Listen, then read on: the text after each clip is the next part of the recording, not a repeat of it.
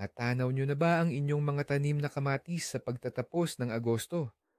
Punong-puno ng matitigas, pero sadyang berde pa ring bunga. Lumilipas ang panahon, lumalamig na ang mga gabi, pero tila ayaw pang mamula ng mga kamatis. Nakakapanghinayang, di ba? Pero paano kung sabihin ko sa inyo na maaari nating piliting sabay-sabay na mahinog ang halos lahat ng kamatis sa isang tanim na parang may nag-utos sa kanila. At ang maganda pa, hindi mo kailangan ng kahit anong kemikal para rito. Sa video na ito, ibabahagi namin ng isang simple pero napakabisang agrikultural na pamamaraan na magpapalit sa inyong mga berdeng pag-asa sa isang masaganang pulang ani. Para maintindihan kung paano gumagana ang pamamaraan na ito, silipin natin ang pag-iisip ng isang tanim na kamatis. Ang halaman ay hindi naglalayong ibigay agad ang lahat ng bunga nito. Ang layunin nito ay pahabain ang pamumunga upang masigurado ang pagpapatuloy ng lahi sa anumang kondisyon ng panahon. Kaya naman, paunti-unting hinog ang mga kamatis simula sa mga bungkos sa ibaba. Ang pangunahing nagdidirekta sa prosesong ito ay ang plant growth hormone, ang gas na ethylene. Ito mismo ang nagbibigay ng utos sa bunga na oras na para mamula. Ang ating layunin ay hindi makipaglaban sa kalikasan, kundi tulungan ito sa matalino't maparaan na paraan sa pamamagitan ng paglikha ng mga kondisyon, kung saan ang halaman mismo ang magpapasya na oras na para ibigay ang lahat ng bunga nito at agarang simulan ang produksyon ng ethylene sa lahat ng prutas. Kung gayon, paano natin sisimulan ang ating operasyon na may code name na pulang ani? Ang una at marahil ang pinakamahalagang hakbang ay ang pagpili ng tamang sandali. Kailangan dito ng presisyon, parang isang sniper. Kung magmamadali tayo, hindi pa gaanong magkakabunga ang mga halaman, kaya mawawalan tayo ng bahagi ng ani at nakakapanghinayang yon. Ngunit kung magpapabaya tayo, nanganganib tayong maunahan ng matinding lamig ng taglagas. Ang mga unang bugso ng lamig ay hindi magbibigay ng anumang pagkakataon sa ating mga hilaw na kamatis.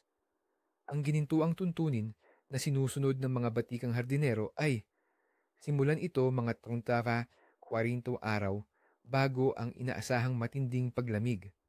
Paano natin matutukoy ang petsang ito? Tignan ang pangmatagalang forecast ng panahon sa inyong lugar. Karaniwan, para sa mga rehiyong may malinaw na pagbabago ng panahon, ito ay nangyayari mula simula hanggang kalagitnaan ng Agosto. Bantayan din ang temperatura sa gabi.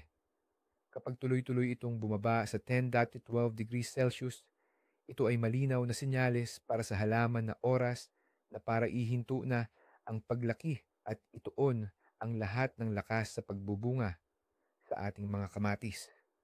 Ang pagpili ng tamang oras ang pundasyon ng lahat ng ating tagumpay, kaya napili na natin ang tamang oras. Ano na ang susunod nating gagawin? Ngayon, ang susunod nating layunin ay pisikal na pigilan ang paglaki ng halaman. Alam nyo ba, ang kamatis sa isang halaman na punong-puno ng sigla.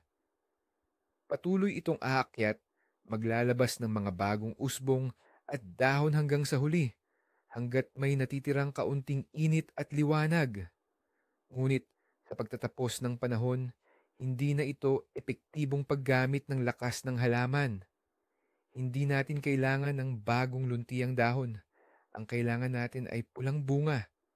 Kaya dapat nating bigyan ang halaman ng isang malinaw at diretsong senyales. Tama na, tapos na ang panahon ng paglaki.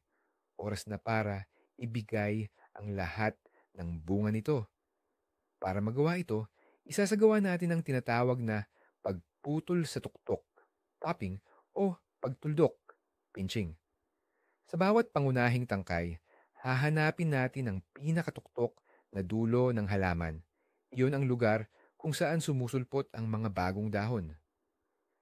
Pipisilin lang natin ito gamit ang ating mga daliri o kaya'y maingat napuputulin gamit ang gunting na panghardin. Isang mahalagang detalye, hindi ito dapat gawin sa mismong pinakatuktok. Sa halip, mag-iwan ng 2 o 3 dahon sa ibabaw ng huling namungang kumpol. Ang mga dahon na ito ay magsisilbing bomba na magpapadala ng sustansya patungo sa mga bunga.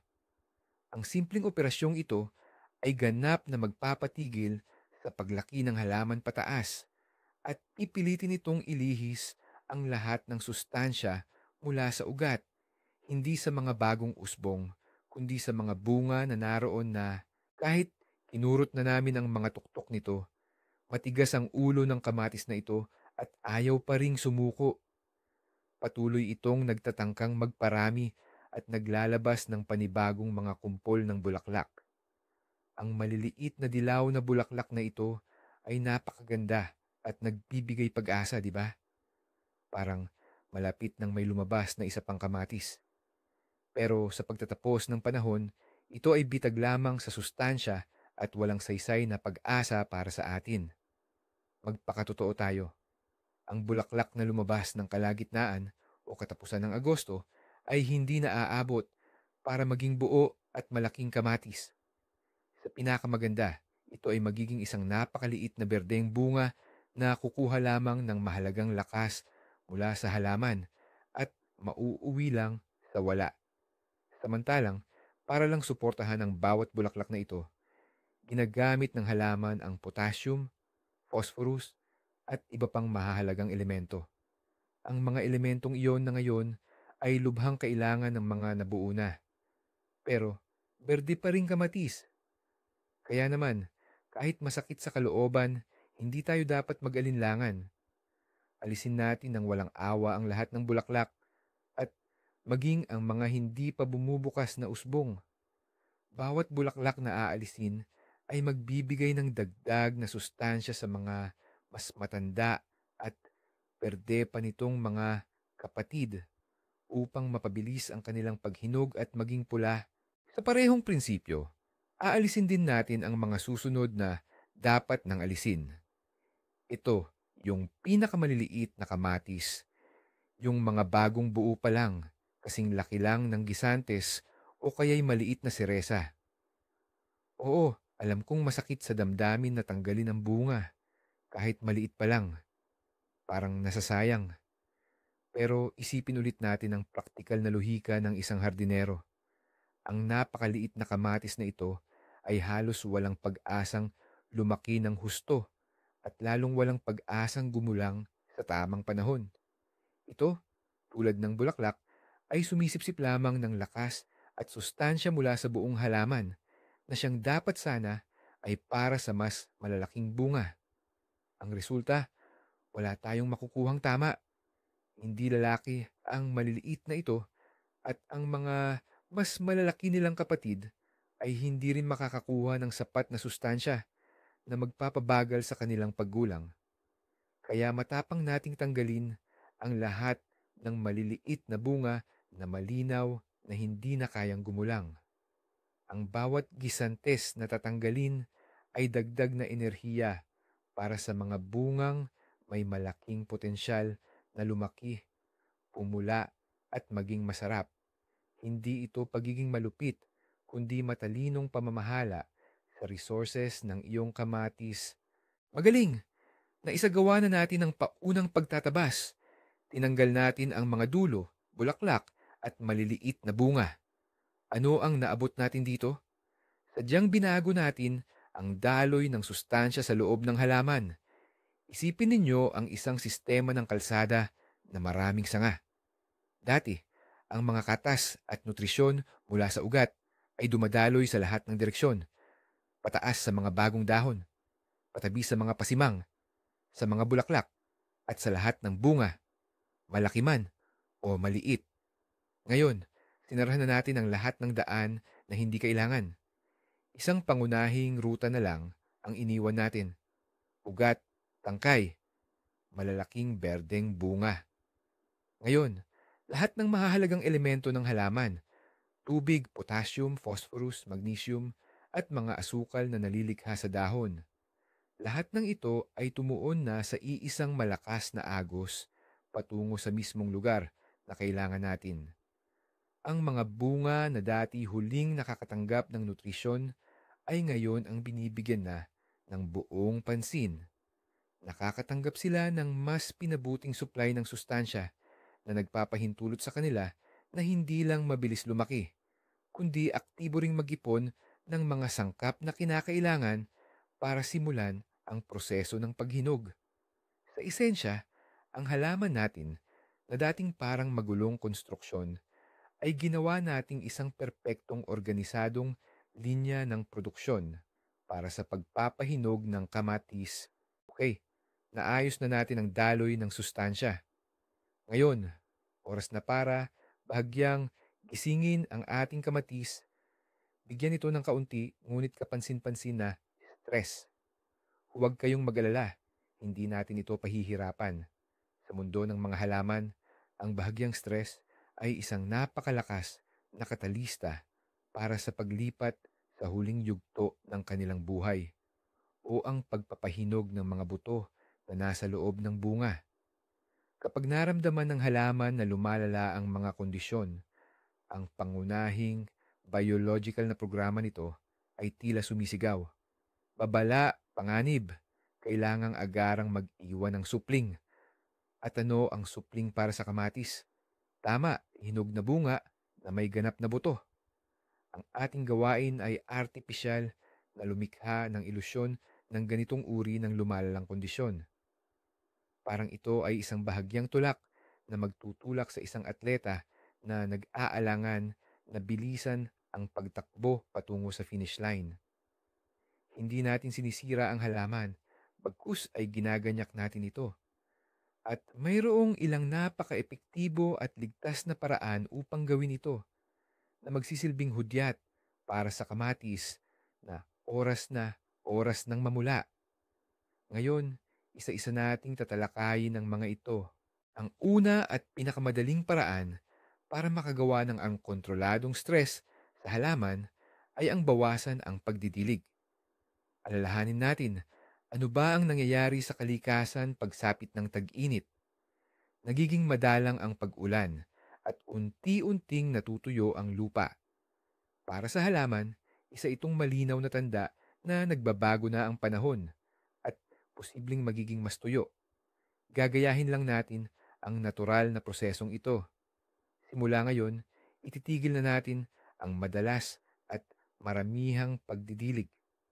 Ang layunin natin ay hindi gawing disyerto ang ating taniman, kundi hayaan lang na matuyo ang lupa ng mas malalim at mas husto kaysa sa nakasanayan. Kung dati ay dinidiligan ninyo agad kapag natuyo lang ang ibabaw na layer ng lupa, ngayon hintayin ninyong matuyo ang lupa sa lalim na 5 ni sentimetro bago diligan ulit. Agad mararamdaman ng halaman ang kakulangan sa tubig. Para sa halaman, ito ay magiging senyales. Paubos na ang tubig at baka wala na sa lalong madaling panahon. Oras na para pabilisin ang pagpahinog ng mga bunga habang may pagkakataon pa.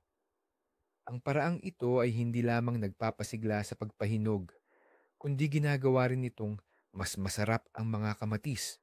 Ang labis na tubig ay nagpapawateri at nagpapababa ng tamis sa mga bunga. Samantalang ang bahagyang tagtuyot ay nagkokonsentra ng asukal at iba pang tuyong sangkap sa loob ng kamatis. Ang pinakamahalaga ay huwag sosobrahan at laging bantayan ang kondisyon ng mga dahon. Kung nagsisimula na silang malanta ng husto kahit na maulap ang panahon, ibig sabihin na sobrahan kayo at kailangan pa rin ng kaunting diligan. Ngayon, usapan na natin ang pangunahing, halos lihim na teknik. Ito ang paraan para gulatin ang halaman na siyang magbibigay ng matinding tulak para mapabilis ang paghinog ng mga bunga. Humanda kayo dahil ngayon, bahagya nating sasaktan ang ugat ng halaman. Nakakatakot pakinggan pero sa totoo lang, napaka-epektibo nito at kung tama ang pagkakagawa ay ligtas. Ang layunin natin ay bahagyang guluhin ang daloy ng tubig at sustansya mula sa mga ugat. Para magawa ito, lapitan ang base ng halaman, hawakan ng mahigpit pero maingat ang tangkay at hilahin ng bahagya pataas. Ang target mo ay makarinig ng mahina, halos hindi marinig na kaluskos. Ibig sabihin nito, napuputol ang maliliit na ugat na sumisipsip. Sila ang pangunahing responsable sa pagsipsip ng karamihan sa tubig at sustansya mula sa lupa. Sa pananaw ng kamatis, ano ang nangyayari? Agad itong nakakatanggap ng alarmang sinyales. Babala, may sira ang ugat. Biglang nabawasan ang nakukuha nitong resources. Nasa panganib ang buhay. At anong instinto ang bumubukas? Tama, ang instinto ng mabilisang pagpaparami.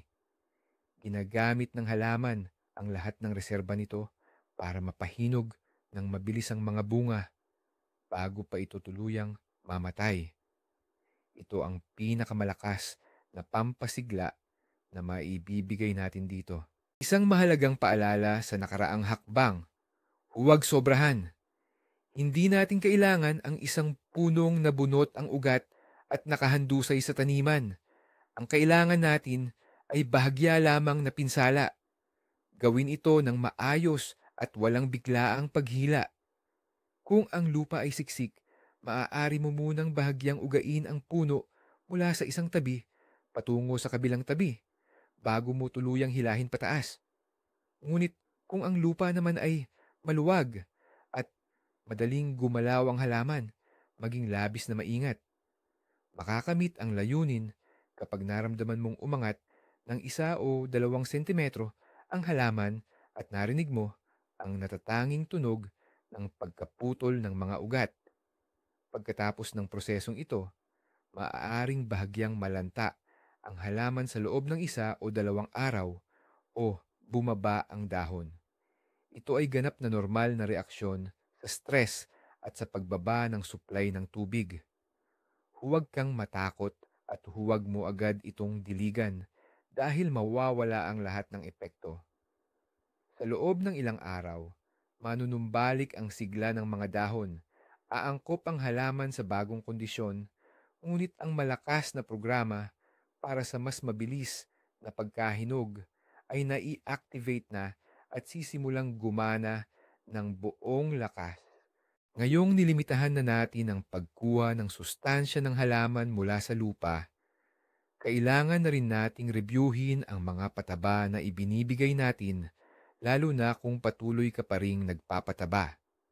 Sa panahong ito, may isang matibay na tuntunin, ganap na itigil ang paggamit ng nitrogen. Ang nitrogen ay elemento ng paglaki. Ito ang responsable sa pagpaparami ng berdeng bahagi ng halaman, mga dahon, tangkay at sipsip. Sa ngayon, hindi natin ito kailangan. Anumang pataba na mayaman sa nitrogen, tulad ng dumi ng baka, dumi ng manok, o berdeng pataba, ay lalaban sa ating layunin. Pasisiglahin nito ang kamatis na lumaki at malilito ang halaman. Ang halaman ay makakatanggap ng sinyal. Oh, may pagkain! Pwede pa akong lumaki! Dahil dito, ililihis nito ang enerhiya sa pagbuo ng bagong usbong sa halip na mag-concentrate sa mga bunga. Kaya, lahat ng pataba na mayaman sa nitrogen ay itago sa malayong sulok ng kamalig hanggang sa susunod na tagsibol. Ang ating gawain ngayon ay hindi pakainin ito para lumaki, kundi pasiglahin ito para sa pagpahinog at iba't ibang elemento naman ang bahala dyan. Ngayong tuluyan na nating inalis ang nitrogen, ibig sabihin ba nito ay hindi na natin kailangan magpataba? Hindi naman. Kailangan lang natin ngayon ang tamang uri ng pataba. Ang magiging matalik nating kaibigan sa pagpapabilis ng paghinog ng mga kamatis ay 2 elemento, ang potassium at phosphorus. Sila ang gumaganap ng mahalagang papel sa pagpapalaki, pagbibigay kulay at pagpapamis ng mga bunga. Ang potassium halimbawa, ang responsable sa pagdadala ng sustansya mula sa mga dahon patungo sa mga bunga. Kung mas marami ang potassium, mas mabilis at mas matamis ang magiging kamatis natin. Ang phosphorus naman ang nagbibigay ng enerhiya sa halaman para sa lahat ng komplikadong prosesong biochemical na ito. Saan natin sila makukuha? Ang pinakasimple at pinakamadaling paraan ay ang paggamit ng abo ng kahoy. Mayaman ito sa potassium, phosphorus, at iba't ibang microelements. Maaari tayong gumawa ng solusyon mula sa abo. Isang tasa ng abo sa 10 litro ng tubig. Hayaan itong magbabad ng ilang oras at idilig sa ugat. O kaya naman, ikalat lang ang tuyong abo sa paligid ng mga halaman. Ang isa pang opsyon ay ang paggamit ng nakahandang kumpletong pataba na may tatak na para sa pamumunga. O kaya naman, yung mga pataba kung saan sa formula ng NPK, nitrogen, phosphorus, potassium, ay zero o napakaliit ang nitrogen, N, habang mas marami ang phosphorus, P, at potassium, K. Ang ganitong uri ng pataba ay hindi magiging pampasigla sa paglaki ng mga kamatis, kundi isang energy drink para sa kanilang huling hirit. Ang susunod na mahalagang hakbang sa ating diskarte ay ang pagpupungos ng dahon para sa kalusugan at tamang liwanag.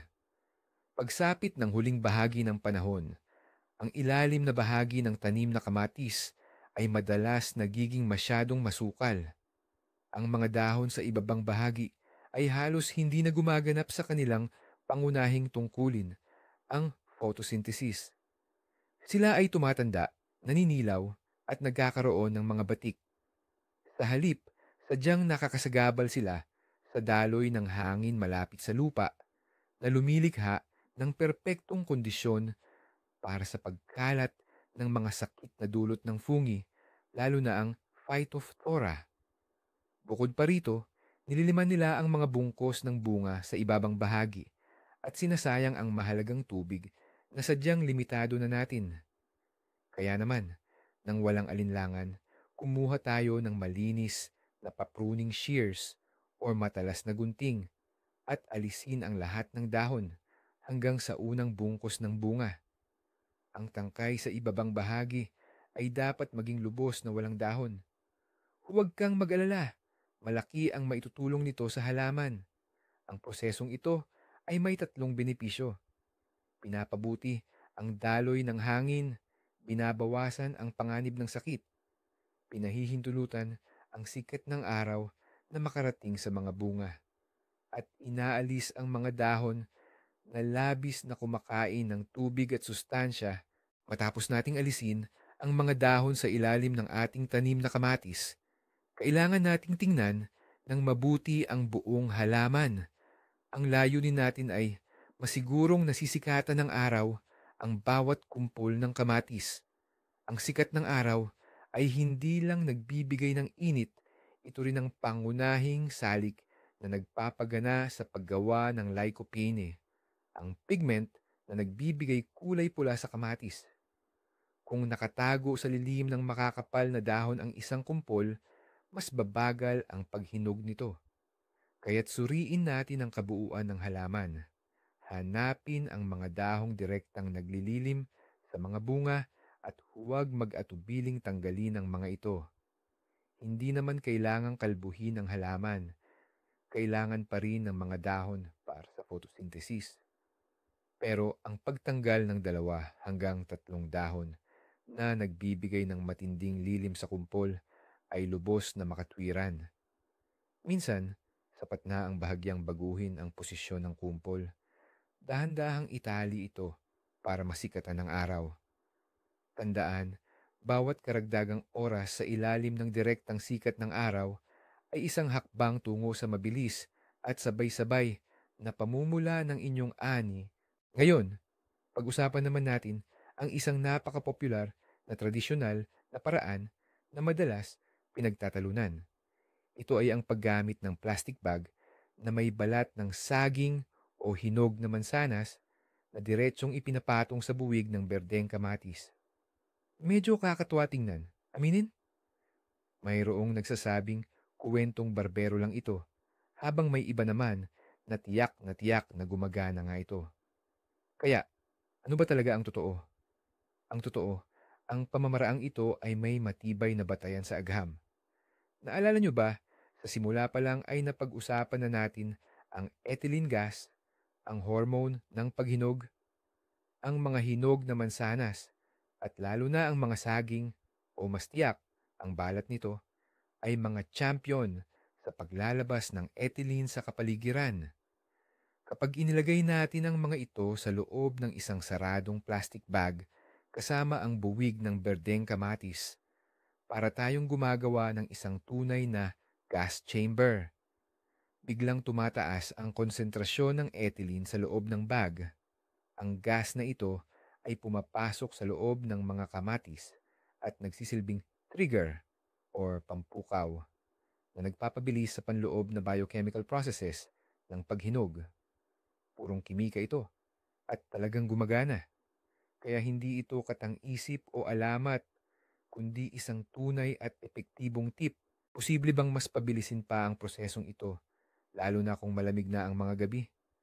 Aba, syempre, kayang-kaya. Ang init ang ating kakampi. Sa gabi, kapag bumababa ang temperatura, bumabagal ang lahat ng biochemical processes sa halaman, kasama na ang paghinog. Kung ang iyong mga kamatis ay nasa greenhouse o silungan, malaki ang bintahe mo. Isara lang ang lahat ng pinto at bintana sa gabi. Kahit simpleng takip lang na gawa sa plastic o agrofiber ay kayang panatilihin ang init na naipon sa maghapon at mapanatili ang temperatura sa loob ng 305 degrees na mas mataas kaysa sa labas. Ang tila maliit na pagkakaibang ito ay may malaking papel. Sa init, mas nagiging aktibo ang proseso ng paghinog.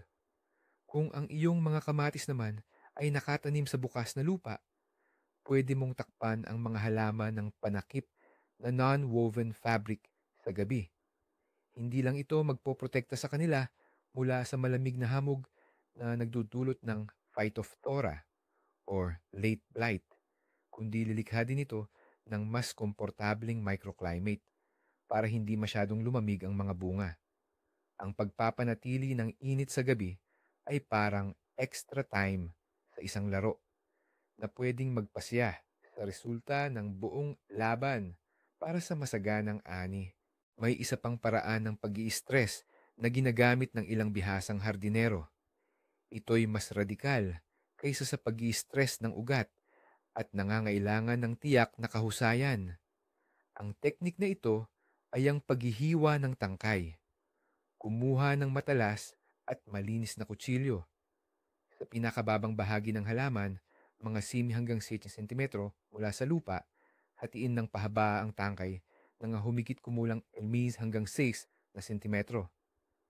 Mahalaga na ang hiwa ay tumagos sa gitna ng tangkay. Pagkatapos, magsingit ng maliit na piraso ng kahoy o manipis na patpat sa hiwa upang hindi magdikit ang mga gilid nito. Ano ang maidudulot nito? Ang patpat o piraso ng kahoy ay pisikal na humaharang sa bahagi ng mga daluyan sa tangkay. Ang mga daluyan na ito ang nagsisilbing daanan ng tubig at sustansya mula sa ugat patungo sa buong halaman.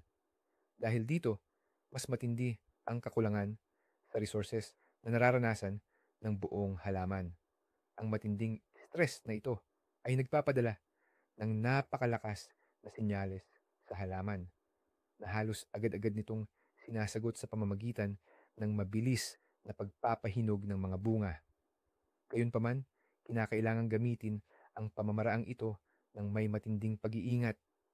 Kung sobra ang pagkakahiwa at gawin itong napakalaki, maaaring tuluyang mamatay ang halaman. Mas angkop ito para sa malalakas at malulusog na halaman na may makapal na tangkay. Para sa mga baguhang maghahalaman, mas mainam kung mananatili na lang sa mas ligtas na pag-stress ng ugat. At ngayon, matagumpay ninyong natapos ang lahat ng mga hakbang na ito. Ngayon, simula na ang yugto ng pagmamasid. Araw-araw, lumabas kayo at maingat na suriin ang inyong mga kumpol ng kamatis. Ang inyong tungkulin ay mapansin ang pinakaunang pasimuno, ang unang kamatis na magsisimulang magbago ng kulay.